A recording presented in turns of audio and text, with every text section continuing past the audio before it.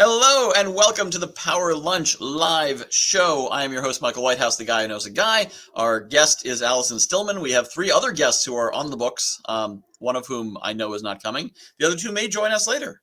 I don't know. This is a show powered by serendipity, so whatever happens, happens, and we just kind of roll with it. So while we're waiting for people to see the notification and get on here live, let me share some things we got going on. So tomorrow is Podapalooza, which is an awesome live event. It's a virtual summit where Kimberly Crow runs it, and it's going to be all about podcasting, being on podcasts, running podcasts, getting on stages. And if you're a VIP, you get to go to the Podatorium with me and 29 other podcasters and actually get interviewed for their show. It's a whole lot of fun. And you can find the links to get in there at guyknowsaguy.com/links. That way I get credit for sending you. So go to that link right there, guyknowsaguy.com/links, to get access to the Podapalooza event, which is tomorrow, March 5th. If you're watching this in the replay, it's probably too late, but that's okay because I'll provide the links for the next Podapalooza. All right, that's enough talking from me. Now, let's meet our guest, Allison Stillman. Tell me a little about yourself. Thank you so much, Michael. It's great to be with you today. So a little about myself. I am an aromatic alchemist. I'm an author, teacher, and conscious alchemy coach.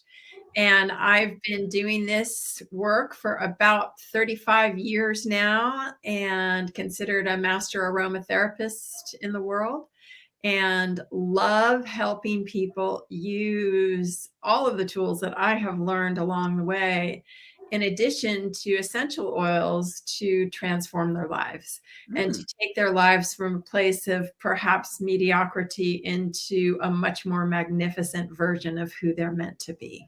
Nice. That does sound like a powerful thing. So for those of you who are watching, normally we have, you may say, this looks different than the shows usually. Yes, we normally have 3 or 4 guests.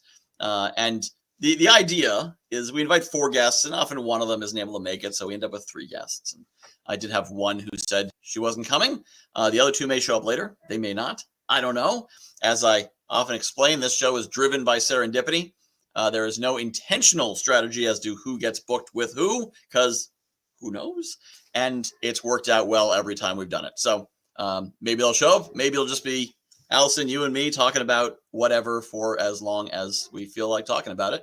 So that's what we're doing here. So the topic that you said you want to talk about was moving from mediocrity to magnificence. So let's kick it off by giving you the big stage for a minute. Here we go. There, now it's you. So talk to us a bit about your topic there, about how to move to magnificence, and share some wisdom. So I think that we all come in as these pure divine beings when we're born, and we come in as these spiritual beings into human body, and we look around and we go, whoa, how did I land here? What do I do? How do I function as a human? And what we do is we look to our immediate family, our nuclear family, look to our mothers and our fathers, and we go, oh, that's how you do it. Oh, that's what you believe. Oh, that's how it works. And you borrow beliefs, and then you move into your community. And in order to fit into your village or your tribe or your community, you need to borrow their rules and their beliefs and take those on. And then if you're brought up with any religion at all, you borrow all those beliefs. And by the time you're 5 years old, somewhere between 5 and 7, actually, most of your subconscious programming and beliefs and paradigms are formed. And then there's some event that starts to happen around that age where you experience suffering for the first time, or heartbreak, or your parents' divorce, or there's a death of your grandmother, something like that. And it's so heartbreaking that you say, I can't deal with that. And at that age, you don't have the wherewithal to deal with it. You don't have the rational or the emotional ability to cope with that. And so you put walls up and you say, that's never going to happen again. And this is all on a subconscious level. And you build up all these walls of protection so that you can function in this experiential realm. And by the time you're 10, all of your subconscious beliefs are firmly anchored. and you're living and being run by these subconscious beliefs. Now, a lot of these beliefs can actually be false. And so when you start to go on a journey of personal development, you're always going to want to look at where you are right now. And most people are not going to tell you that they're exactly where they want to be, especially in the days and times that we're in right now. It's been a challenge for a lot of people, and we're always wanting to do better and achieve more and create more. And we usually hit some blocks along the way, and we're not sure why we can't manifest that dream home, or why we can't manifest the job, or whatever it is. And it's because we're running at the effect of those subconscious programs. And so the work that I've been involved in over the last 35 years is helping people to discover what those subconscious programs are, and then reprogram and create new beliefs that go into your subconscious, so that you can move to a higher vibration, you can create more in your life, you can manifest the things that you've always wanted to. And as I said, move from mediocrity to magnificence. How's that? I like it. That is some very good stuff. And I've, so last year, as we were talking before we went on the air, I spoke to, you should probably know how big my season was. I think it was something like 40 or 50 successful entrepreneurs and people successful in business on my other podcast, The Guy Knows a Guy. And I was trying to find out what they did, because I wanted to do it too. I wanted to achieve that level of success. And so many, it was some variation on mindset, manifestation, mindset shift. So many stories were basically, I was stuck here, mindset shift happened, I moved to there. And of course, this may have been over the course of years. Mindset shift happened, 2 more years of planning and building and get there. It's not like, ding, look, money. But so many were talking about those same things you were talking about. And before we went on the air, you told me that you're not the traditional, was it not the traditional business coach or something like that? Entrepreneur, yeah. Entrepreneur. And I'm like, actually, you sound like a lot of the other successful entrepreneurs I've talked to. So you're more traditional. Well, I guess not traditional, but more mainstream than you might think these days. Well, and I want to say something, as you were talking about mindset happened and then their lives changed. Mindset doesn't just happen. We have to be willing to get out of our comfort zone, and we have to be willing to do the personal development. And we are not geared for that as humans. We are hardwired in the neurons of our brain. And as I was saying earlier, our subconscious programming to stay the same, to stay safe. Since the caveman days, we are on alert. The moment we step outside that cave, we better be looking for the warring tribe and that saber-toothed tiger who could take us out. So we're always looking for the negative, and we're taught to just stay safe, stay in the box. Do not get out of the box, because you could die. And on a subconscious level and in the neural programming of our brain, we really truly believe that. So when you start doing personal development, and I highly recommend getting a mentor, getting a coach, working with somebody who's skilled at doing this. For me, Bob Proctor, who's just recently departed us, was a mentor for a long time. And Dr. Joe Dispenza, who's one of the most lauded transformational leaders today, because he's got some serious science that's starting to come out around his work. You need somebody who's walked the road. Like you said, you see somebody who's got something you want. Follow them, listen to them, do what they tell you to do, because they've got it and you want it, right? You're not going to get there doing the same things that you've always been doing, especially saying, oh yeah, I want this, I want that. That's not how it works. Right? Yeah. And so when people say comfort zone, it always hits me differently. And I need to put myself back in other people's shoes, because I long ago shifted my mindset that mediocrity is uncomfortable. So when people get comfortable with mediocrity, and part of this is my constitutional inability to get a regular job. So thus I've never been comfortably mediocre. I've always been struggling mediocre. Like when I'm not where I need to be, I'm also like, oh, how am I going to pay the rent or the mortgage this month? And I know a lot of people end up with that, trapped in mediocrity. They're making $55,000 a year. They're doing okay. They have okay savings. They take okay vacations. So it is a risk to leave it. And I've always been that place where it's a risk. It's a clear risk to stay. But I think a lot of other people end up in that place where they don't see themselves dying slowly, being stuck where they are. And so they need to get out of. Well, it's like the story when I got into networking. I started with zero network, and I was blessed by having no network because I knew when you know nobody, you need to know more people.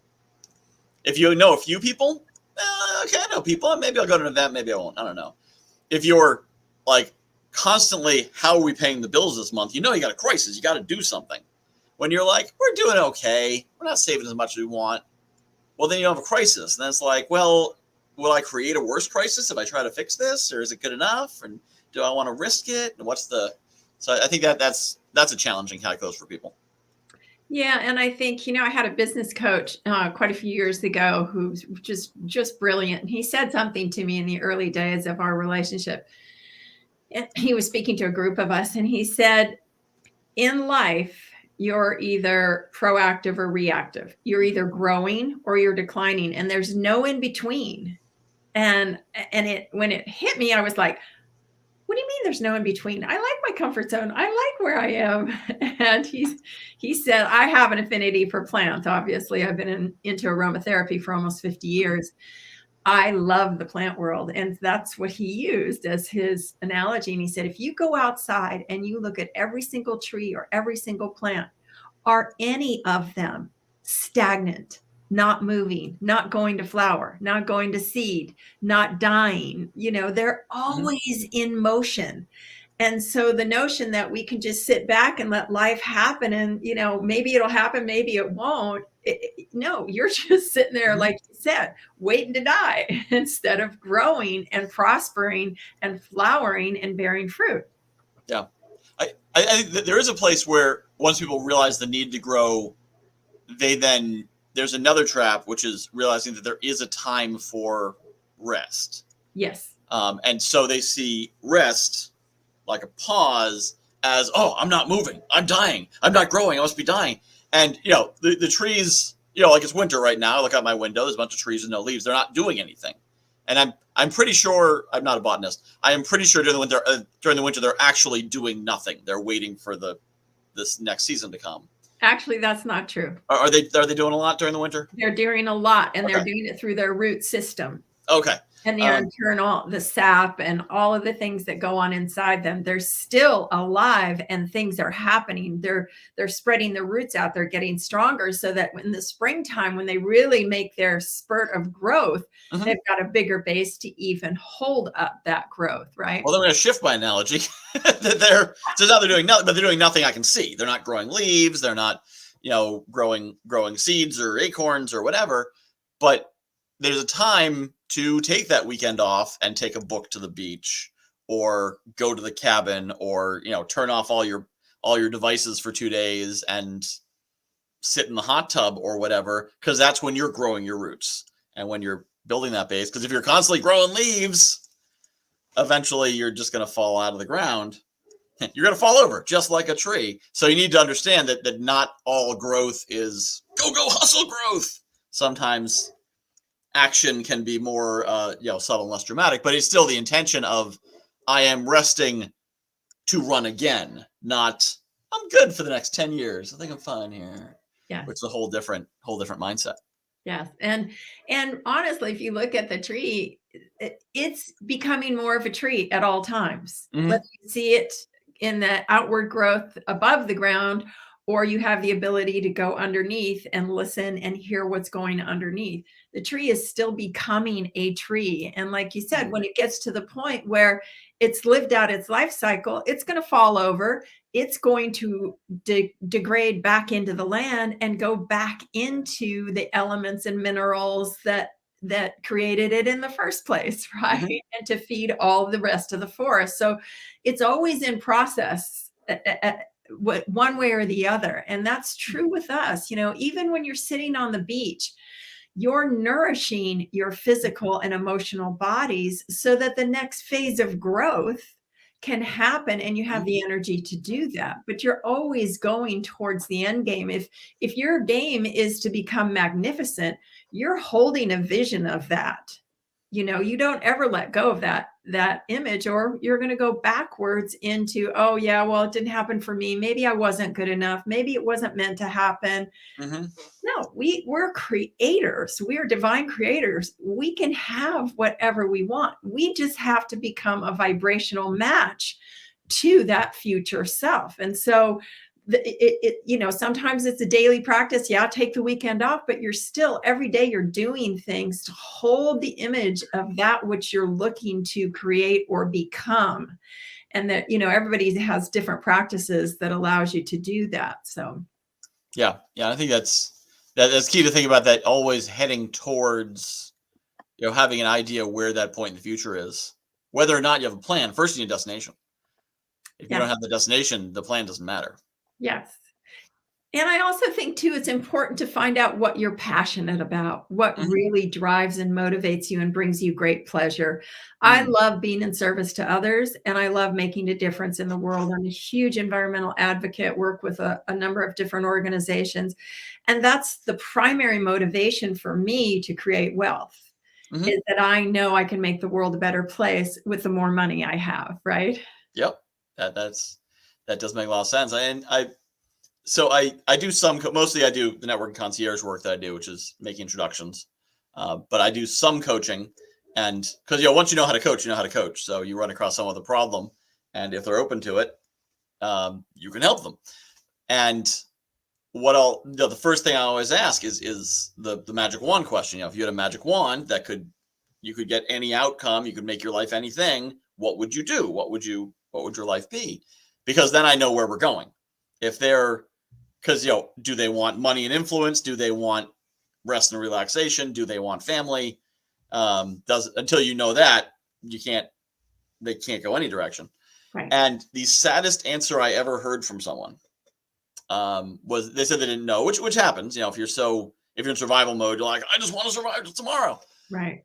But, then you dig a little deeper and try to find out what's under that and calm them down to be like, well, what I really want is, and there's one person I was talking to who, no matter how much I dug, there was nothing there. And she said, my mother taught me it is too expensive to dream. Wow. She was raised in a poor family. And so basically your mother taught her, like, don't dream. It's too expensive. It's silly. It's a waste of energy. Just focus on surviving day to day, because that's the best you can ever have. So I don't want to hear you dreaming. I don't want to hear you talking about what you want to do. And I heard that, but my thought was, that is the worst child abuse I've ever heard of.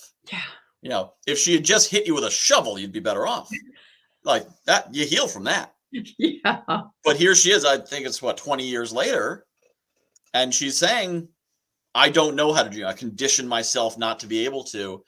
And I know there's nothing with the time and energy I have available to help my friends for free. There's nothing I can do to undo that level of damage for someone. Because I would disagree with that. There's nothing in my toolbox. I would disagree with that. I'm not saying nothing can be done. I'm saying just someone I was helping for free as a friend. And it goes back to what I was saying earlier. When we come in and we're these pure beings, we borrow belief systems. And I'll give you an example of that. So when I was little, I heard money doesn't grow on trees and there's not enough. And so I lived at the effect of that for a long time. And where it really, I started doing abundance work, I don't know, probably 25 years ago. And up until that point, there was always too much month at the end of the money. And I was squeaking by on the whole thing. And when I started doing this inner work and started looking at my subconscious programs, I went, wait a minute, money doesn't grow on trees. That's a lie. Money is paper. It is trees. It grows on trees, right? It literally grows on trees. That obliterated that whole belief system. And then there's not enough. I went to this great lecture with Reverend Michael Bernard Beckwith, who owns Agape Church in Los Angeles. He's just a brilliant, brilliant transformational leader. And he did this workshop on around abundance. And he was saying that money is just energy. It's an energetic exchange, time for money or service for money or product for money, whatever it is. It's an exchange of energy. And it's the same as the leaves that grow on the trees or the air that we breathe. It's all just energy. And if you went outside and you tried to count all the leaves on the tree in the forest, you could never do that. There's way too many. If every single one of us in the world went outside at the same time and took a big inhale of air, would we run out of air? No, there's an abundance of it. It's the same with money, the energetics of money. It's a frequency. There is enough money for everyone to be abundant and healthy and well. And so that's a false belief as well. And when I started looking at that and going, oh, yeah, that's true, I started changing my belief systems around money, and another one that so many people grow up with is money is the root of all evil. Well, no, actually, money is not the root of all evil. It's not even the same. People do good things with money, and bad people do bad things with money, right? It's the person, it's not the money, right? Yep. Well, and the funny thing, that the saying is, I believe it's the love of money is the root of all evil. Earlier in, when I was a kid, money's the root of all evil. Yeah. But so people grow up, and it's interesting, these misquoted sayings that people then internalize, and that's not even the saying. It's not what they said in the first place. But it's the love of money is the root of all evil, which that's pretty valid. Greed is basically the love of money for its own sake.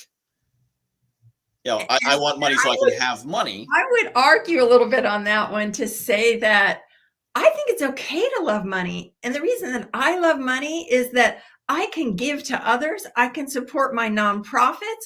I can do powerful things with it.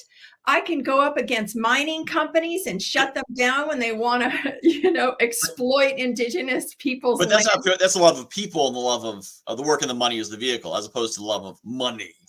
I just love having me some money. Give me more money. It's the greed, I think. You hit on that. It's the greed, it's the 5% that want to control 95% at the expense of the 95%. Yeah. It's that greed of it, right? Yeah. That's and it could even be the lack of money, or the lack of power, and need for it is the root of the evil, which is shorthanded to love of money, which gets us back to scarcity. People who don't have things. Yes, exactly. And you look at the world today, and you can see what a scarcity mindset does. If you say, for example, run a fairly large country, but you live in a world of scarcity, and you're like, oh, I need more. We live in an economy where your country grows through trade and interaction and sharing ideas and investment, and a particular world leader right now is like, I'm fine with closing off my country. We don't need it.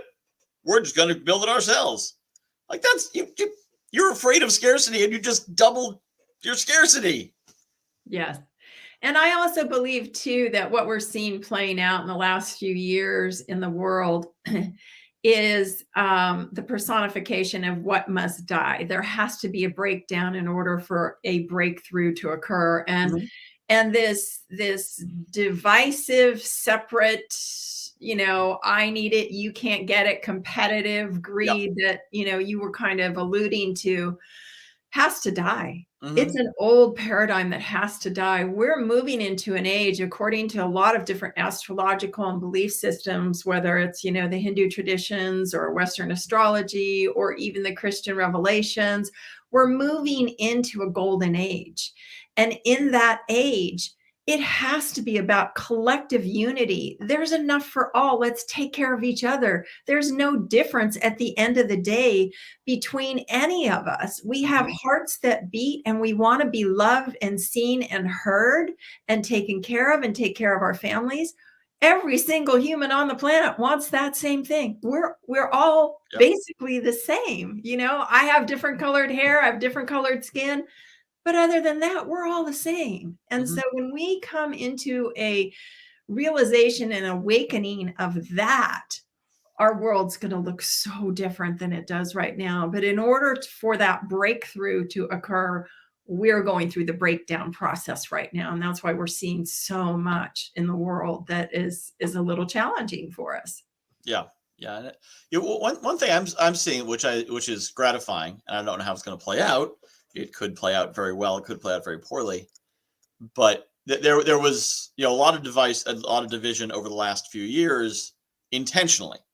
The experts agree that it was Russia and probably others intentionally seeding division into our threads of communication through social media, bot farms, troll farms, those kinds of things that led people to get fixated on threats that weren't really threats. Oh, look over there, kind of things.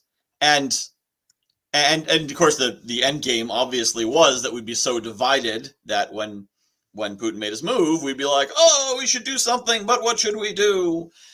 What he didn't realize was we're stupid, but we're not that stupid. Once he's actually rolling into a country, blowing people up, there's still some people who are living in their own little dreamland. But most people and all the leaders are going to be like, wait a minute, that I know that's wrong. I was a little confused for a while, but that, COVID, complicated science. What do masks work? Do masks not work? Vaccines. Science doesn't know until it does studies, until it does the analysis. It's developing a situation. But one country invades a sovereign country and starts blowing up civilians. It's not subtle anymore. It's all very clear. And so I think a lot of people suddenly just snapped out of it and went, oh, well, that's an easy one. I know that. And so I feel like there's a shift back to objective truth, away from this, like, who knows what's true, and back to, no, wait, we actually need to work together. And I feel like the world is coalescing around a single focus. We love having a single villain. Like, it's great for us as a world. So, there's an obvious villain now. And so my hope is we'll get to feel what it's like to all be on the same side, with a few exceptions. Like the UN vote, where there were 5 countries who voted against the resolution against Russia. And as one pundit said, Putin found out who his friends are. And they are Syria, Belarus, North Korea, and Eritrea. China didn't vote on his side. Cuba didn't vote on his side. Venezuela didn't vote on his side. The world finally has a comic book villain to look at, and all be like, oh, okay, finally, we know what bad looks like. It's that one. We can all point to that. And now this could fall apart and turn into other terrible things, but my hope is that it gives us that sense of oh, wait, no, we shall fight for good. That's bad. We're good. Let's do that. Yeah, it's interesting. I think that all of it is really pushing people, and I think that's a good thing. I see that a lot with climate change, being involved with Al Gore's organization, and I know what we were just talking about earlier is that you don't want to change unless you have to. Like, I have a lot of I'm a climate refugee from fire in California and now live in Tennessee, and you don't want to change unless you have to, because you've got your family and your friends and your job and your work. And so to say, oh, well, I need to change, I need to move where there's water, or or whatever it is, I need to get out of this regime, or whatever it is, it's not easy to change. And again, what we were saying earlier, you've got to have courage and strength and stamina and resiliency to be able to say, I'm going to change because I'm not happy where I am. This isn't serving me, so I'm going to change. And you got to get really uncomfortable. And most people don't want to do that. And so I think a lot of the cataclysmic things that we're seeing in our world today are taking people to their knees in order for them to change. Mm-hmm. It's making them face their fear and rise above it. Yeah. I think there's, and I've heard said that God will give you lessons and repeat the lesson as many times as it takes at increasing volume until you get it. And I feel like in the world we kind of saw a bit of that of hey, this climate change thing should probably watch out for and come together around. Huh? What? Oh, look, Al Qaeda attacked America. We should all come together and look at what we're doing wrong and fix it. Let's attack Iraq instead. Didn't hit my house. Yep. And then global pandemic. Yeah, I don't know if that's really happening. World War III? All right. Okay, you have my attention. Hopefully. But this series of interesting times events that are forcing us to do something. Well, humanity has to awaken. We've got a short window of time to turn the direction that we're moving into around. And so we need enough people to wake up to what's happening and to want to make progressive change to ensure that there is a future for humanity on the earth. And so everyone's going to need to participate. And what does it take to get people out of that little box, that comfort zone, and say, I am willing to eat organic, not use pesticides, divest of single-use plastic, divest of fossil fuels, all the things that we would need to do to preserve our earth for future generations. Everyone has to do. Right. And it's like, oh no, I like my broccoli that comes in the plastic box, or whatever it is. That's just a small example. Well, I don't think there's a lot of people like, oh, I like my broccoli wrapped in plastic. I think it's the place I get my food wraps my food in plastic. That's right. So, I like being able to get my food without having to travel an hour to do it. Or go to the farmer's market and have to deal with, all of that. Yeah. Or I like being able to shop not during just 1 hour a week. And some of that's just supply chain things where no one's really thinking about it. And it's comfortable. I like going to my one store. I don't want to have to go to a few different ones, right? Yeah. Well, and plus, how do you get between those stores? You drive. So there's a lot of factors in there as well. And you bike, or you walk, or you drive a hybrid, or you get an electric car, or you take your scooter. Yeah, but still, you have to get around it. There's benefits to there being one store, but if the guy whose job it is to put packaging on the broccoli is told, get this cost down as much as you can and reduce spoilage as much as you can, and those are your only two KPIs, well, it's not even an option to say, is there some other way we can ship it? Or you start growing your own food. Yeah. I tried that. We fed a lot of groundhogs. It is not as easy as just grow your own food. I know. But there's a lot of things that we can do. Yeah. It's just getting off of our rear ends and doing it, because we're geared to making it easy. We want it simple. We want life to be easy, right? Well, and the other thing to remember is for most Americans, I can't speak for people in other countries, but for most people, life isn't easy. So it's not like they're sitting around watching TV instead of growing their own food. It's they're taking the kids to soccer practice, and they're dealing with this letter they got from the IRS, and working two jobs because they're not making enough to pay the rent, so they have to work two jobs, and most people aren't living in that space of comfort. They're living in a struggling space. So they're like, oh, I would buy a electric car, but I can't afford one.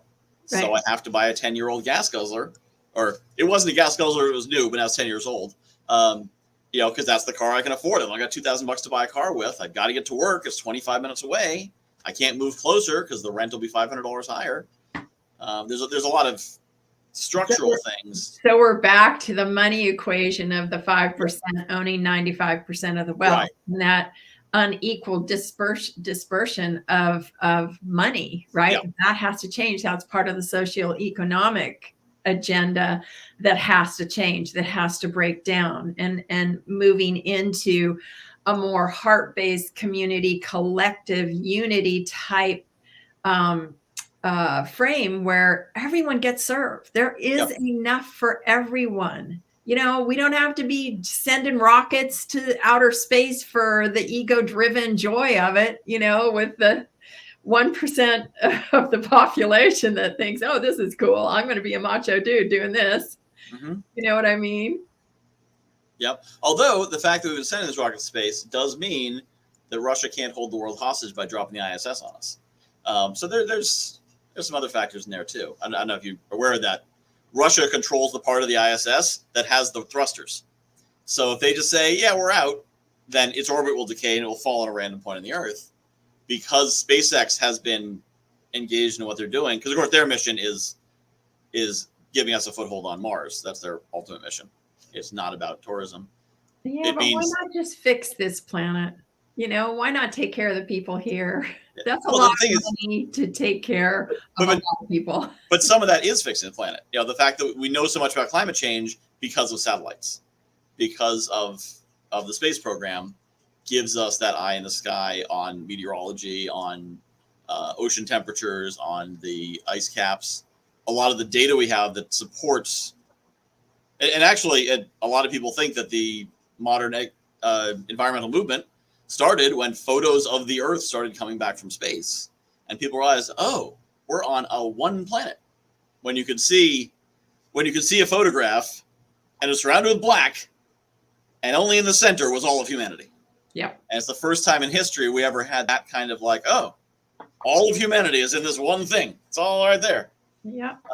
So there's a lot of benefits that come from those kinds of things. Not when the intention is to go explore space as a way to get out of here.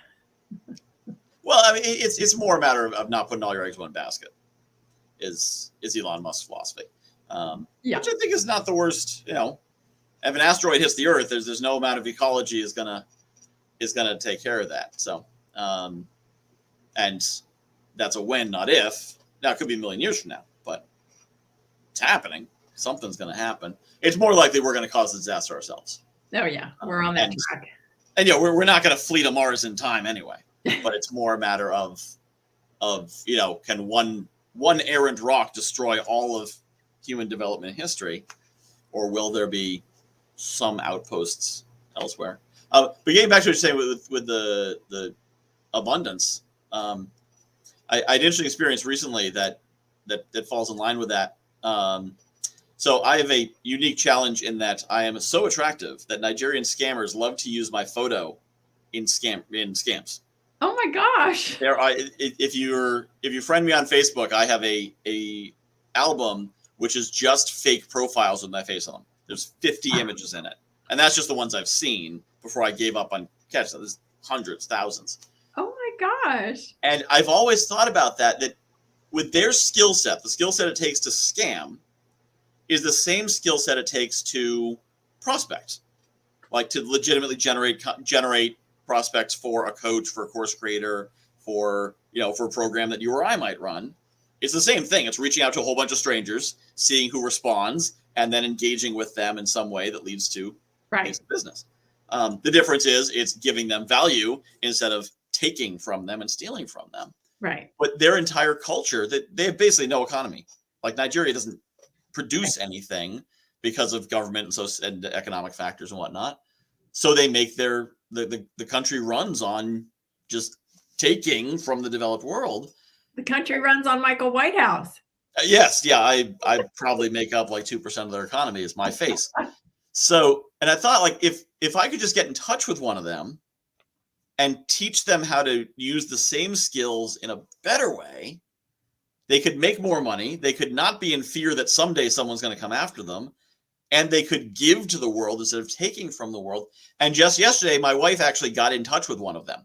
Oh my God! I got on a call, and I'm now connected through WhatsApp to one of them, and it's an interesting cultural challenge because they don't understand how the business world works. They don't understand what's out there. Like they know what they can do, and I can see how that skill set can plug in. But it's a question of how do we make it work. But now I'm seeing this like there's such an opportunity that if we can replace that scarcity with abundance, because also they're not doing great. Like there's still the guy we talked to. There's 12 people living in one house. Yeah. Not because they all like each other a lot. It's because they can't afford anything bigger. So they rip someone off for $10,000, but then that's the only one they get for 2 months, and they're all living off that money. Right. If they could do it legitimately, they could make more money. They could do wealthier. They could be happier, healthier, more stable, and it creates abundance. Whereas instead of taking and making people hole up and not accept the next opportunity it presents, they'd be creating abundance, creating wealth, creating more in the world. And so this is a side project I'm working on to. I love that. It's good, and not totally altruistically. One, I want them to stop using my picture, and two, I think there's a lot of money in this, if it can work. But it will also help these people to get to be, part of the solution, and not just, not just taking from it. And I think that's so important in all the work that we do, is that we empower people how to make their lives and other people's lives better. I love leaving the world a better place, in every area of my life and with all of my clients. And as I said earlier, there's enough for everyone. If it, like you said, if we can teach them how to earn a living, Yep. then we've done so much more for them than anything we could ever do, right? Yeah, well, and that's the thing, that there's so much opportunity, especially now with the internet, where so much can scale. Yeah, so much can scale electronically. You can have computers do things for you instead of having to have underpaid workers do things for you. Right. And that creates so much opportunity for people. And these are folks who live in, I don't know if it's mud huts. I think they may have cinder block construction, but not exactly the fanciest digs. They don't have computers. They have phones. As you said, they're all on mobile devices. Yeah. But even there, they could generate wealth and generate income, and it suddenly changes everything because they'd be empowered to do that. Yeah, there's a few companies in the world of aromatherapy, essential oils, that are actually doing a really good job of that, where they're going into Ethiopia and Somalia, and they're teaching the villagers how to grow certain plants, and distill them and create oil so that they have long-term sustainable economic development happening for them. And they're keeping the availability of the essential oils, which are all becoming endangered anyway because of the rise in popularity. And it's happening in Nepal, and it's happening in other regions around the world. And it's really, if I'm going to buy it, I want to know that the oils are being produced in a way that makes the world a better place, that helps others and helps them, create a better world for their future generations as well. Yeah, and it's just good business. Absolutely. It gives a more steady source. It probably costs less, because if you got a place where the cost of living, middle class cost of living, is $10,000 a year, and you can pay them $11,000 a year, they're thrilled to do it. You've got that reliable source, and you got that arbitrage you can work with. You see that in the Philippines. There's a lot of virtual assistants working out of the Philippines. Yes. Which in is Indonesia. Yes. Yep. Yeah. Yep. For them, they'll happily work for $5 an hour because it's twice what they could make doing anywhere else. Right. And we're over here being like, $5 an hour? Really? Yeah, sure. Yeah. And frankly, if we were to pay them $22 an hour, it would be disruptive to their economy. And I think that really goes to the whole notion of how connected we all are. If one population is suffering like that, how can we in good conscience continue to just use and take and make without giving that consideration? Because one of the things that I love about quantum physics these days is that it's actually proven the old adage, the divine is omnipotent, omnipresent, and omniscient, right? Well, it's true. What Stephen Hawking calls the living mind of God is this electromagnetic frequency and energetic frequency that exists everywhere, in everything and everyone, and constantly sending information all throughout the system. We're all connected. We are all one, and we have to stop seeing it as yours and mine and separate. And I'm going to keep this and you can't have it. It's like we all need to function as a really healthy, thriving system that takes care of itself, because it is it, right? Yeah. Well, and the other thing I'm finding in my work, as a coach, as a connector, is first off, I'm encountering a lot of people who are in the top 5% who want to create more for everyone, which is very gratifying. But also, I think the real solution is bottom up. It's empowering people in general. If people learn even basic things. I was able to build my business because I could make $30 an hour driving for Uber. And I had an app that anyone can get as long as you have a good enough car. There's certain barriers to entry. Right. But there's a lot of people, DoorDash, you need a car that you need to be able to get to the destination. So if you're really good on a skateboard, you can DoorDash on a skateboard. I wouldn't recommend it, but you could. There's people who DoorDash on bikes and mopeds and whatnot. Yeah. And at one point I was driving DoorDash, which pays about $24 an hour. And I was picking up from McDonald's and they're handing me the food. And I'm thinking, that person makes like 11 or 12 bucks an hour. I make 24 bucks an hour. They probably have a car because they get to work and this is America and they're probably not walking, which means they have everything they need to do what I do. And if they were to figure out, this was about a year ago, if they were to figure out what I know, or even a few of them were to figure out what I know, that they could just do DoorDash and not work at McDonald's, because my job was driving around listening to podcasts and occasionally putting food on doorsteps. And their job is like standing in a cold window or over a fry later. And like, if they figure this out, McDonald's is in trouble. They're going to have trouble getting people. This was like last February, March, I think. Yeah. And 4 months later, labor shortage. They're like, oh, I think they figured it out. Yes, definitely. But that did more. They were fighting for 15 for years and years and years and years. And they couldn't get to 15. They couldn't get the minimum wage increase. And then in 3 months, boom, offering 17, offering 20. Target's talking about $24 an hour. The empowering the people did what 20 years of activism couldn't do. Yeah. Because my degree is in economics, and in economics we say we have the most powerful science. And I think it was Einstein who said that one of those powerful forces in the universe is compound interest. But it's the power of everyone doing a little, which is basically all economics is, drives everything else. Yes. Yeah. Well, and I like what you said about, building your business from the ground up, and you've got to have that foundation. It's like having a stool, a three-legged stool. Yep. And you've got the essential workers that are the stools. And in your case, McDonald's, right? That one leg disappeared. The stool isn't going to stand up anymore. It's not going to hold you up anymore. Yep. So you have to take into consideration all the elements that allow you to sit on that stool. Mm-hmm. Yeah. Take care of them. Mm-hmm. Well, and if not, the market's going to force you to. Yes. So once you empower those people, they're like, I want 16 or I walk. Right. I'm no longer going to work here if I can't live. Yes. And of course, all the business owners are, you got to do something about this. I learned in the 14th century, when the plague was happening in England, they actually passed a maximum wage law because laborers, with the population decrease, the demand for labor the supply of labor went down, so wages went up.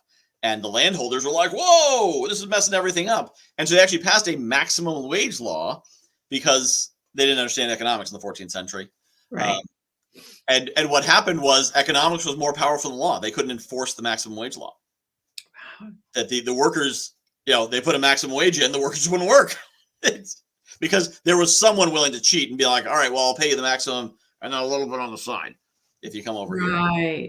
Or, pay you the maximum and oops, this sheep got out of my pen. I guess it's your sheep. Is that your sheep? That must be your sheep. Yeah. And so, they were cheating to pay people more because they need it, because economics is more powerful than any of the other laws. But it's one of those situations where people said, ooh, things are changing. Quick, change a law, instead of let's change the system.